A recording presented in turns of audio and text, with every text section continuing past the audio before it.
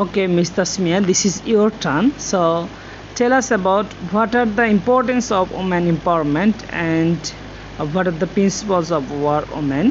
What are the principles of our empowerment? And the last question is that what are the main role of our women in our society? Assalamu alaikum. Hello everyone. A hearty good morning to all of you. I am Tasmia Rohman, a student of Tongi Pilot School and Girls College, one of the speakers of the day. I hope all of you are well by the grace of Almighty Allah. Alhamdulillah, I am fine too. Thanks a lot, sir, for giving me a chance to say something about the important topic like women empowerment. Today, my topic is both women empowerment and the role of women. Okay, I'm gonna start. Women empowerment refers to making women powerful to make them capable of deciding for themselves. The empowerment of women is an important aspect in the concept of both global and national development. Women's contributions are indispensable for socio-economic development. As women constitute about half of the total population, their active participation in development activities is very essential. If they do not work side by side with men in various fields, development of the country is impossible. So, women empowerment is very necessary in the socio-economic context of the country. Empowerment of women includes the feminine rights, and estate recognition of women is an inseparable factor which should be guaranteed at all the levels of estate administration. In this world, women constitute half of its total population. In spite of that, women have suffered a lot through the years at the hands of men. They are considered subservient to men. They have been confined within the four walls of home. Besides, they are deprived of the light of education. As a result, they are remaining uneducated and illiterate. In earlier centuries, they were treated as almost non-existent, as if all the rights belong to men, even something as basic as voting. As the times evolved, women realized their power. Thereon began the revolution for women empowerment. Since women were not allowed to decision for them, women empowerment came in like a breath of fresh air. It made them aware of their rights and how they must make their own place in society rather than depending on a man. It recognized the fact that things cannot simply work in someone's favor because of their gender. Thus, women empowerment played a significant role to make women understand that they are not weak, helpless at all. It made them realize man is as helpless as he feels. This society used to think that the specific role of the woman is traditional. The traditional role is the one that she can play inside the household. From early morning to late night, they have to perform the household chores and serve the members of their families. In fact, a woman has to bring forth children, rear them up, cook for the family, and make the home. But at present, there has been a significant change in the outlook of men and society. Many socio-economic factors are responsible for this change. Women have crossed the bounds of home. All possible facilities of female education have been extended. The avenues of women's empowerment and employment have been opened up. Thus, the women are now coming out of their cocoons to play different roles to the best of their abilities. They are not only coming out but also creating history. There are many great ladies who have created history and superb example of women empowerment. They are still living in our mind, such as Begum Rokeya, Mother Teresa, Pitilata Waddedar, Lakshmi Bai, Kadambini Ganguly, Anandibai Joshi, Princess Diana, etc.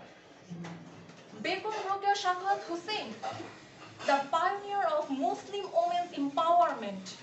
She is considered a leading feminist writer and social worker in undivided Bengal during the early 20th century. This great woman was born in a Jamindar family in Rangpur. Rokia married at the age of 16 her husband Khan Bahadur Shakwat Hussain, the deputy magistrate of Bhagalpur, was very supportive to her. She is most famous for her efforts on behalf of gender equality and other social issues. She died in 1932 in Bangladesh. We celebrate 1 December as Rokia Day. Mother Teresa. Mother Teresa is called the mother of humanity because she dedicated and served the poor and loved them like a mother. She born at Skopje in Macedonia. After living in Skopje for 18 years, she moved to Ireland and then to India, where she lived for most of her life. During a visit to Darjeeling by train, she heard the call of her inner conscience. She felt that she should serve the poor by staying with them. She left the school in 1950. She founded Missionaries of Charity, and then she went out to serve humanity with 2 saris with a blue border. The Mother of Humanity got the Nobel Peace Prize in 1979. Pritilata Waddedar. Pritilata Waddedar is famous for the supreme sacrifice made by her during British colonial rule.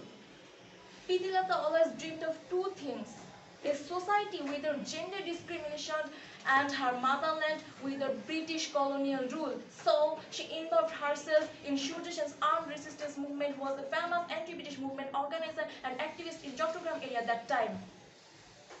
Once Shujasen planned an attack on the powerful European club. He assigned Pritilata to lead a team. She dressed as a man, failed to get out of the club. She committed suicide by taking potassium cyanide to avoid arrest. She proved that women can work like men. Now, I will mention her name, who was one of the greatest lady warriors, the Queen of Jhansi, Lakshmi Bai. She was an Indian queen of the Maratha princely state of Jhansi in North India. She was one of the leading figures of the Indian rebellion of 1857 and became a symbol of resistance to the British Raj for Indian nationalists. Lakshmi Bai was born in 1828 and died in 1858. She proved that women are courageous enough and they can fight against thousands of men for their rights and motherland. Kadambini Ganguly, along with Anandibai Joshi, was one of the first 2 female physicians of India. Kadambini was the first Indian as well as South Asian female physician. Her husband and also her guru Dwarkanath Ganguly was very supportive to her. We can say he was her pioneer. So guys, I just mentioned 5 great leaders of Asia. They were just amazing. They are very inspirational for us. Not just 5, but there are many great leaders who have created histories and superb example of women empowerment. Even our honorable Prime Minister, daughter of Bangabandhu Sheikh Mujibur Rahman, Sheikh Hasina, is also an absolute example of women empowerment. In every sector out of homework, the role of our women is highly appreciated. So guys, please give a round of applause for the whole womankind.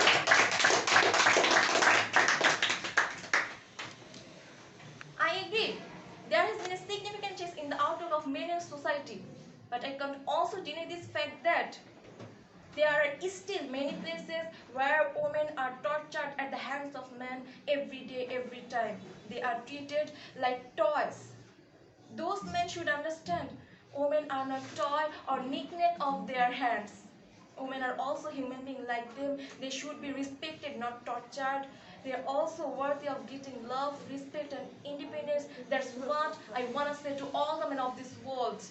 There should be no disparity between men and women in the name of religion or creed or place of birth. That's it. Thank you so much. May Allah bless all of us and show us a nice day.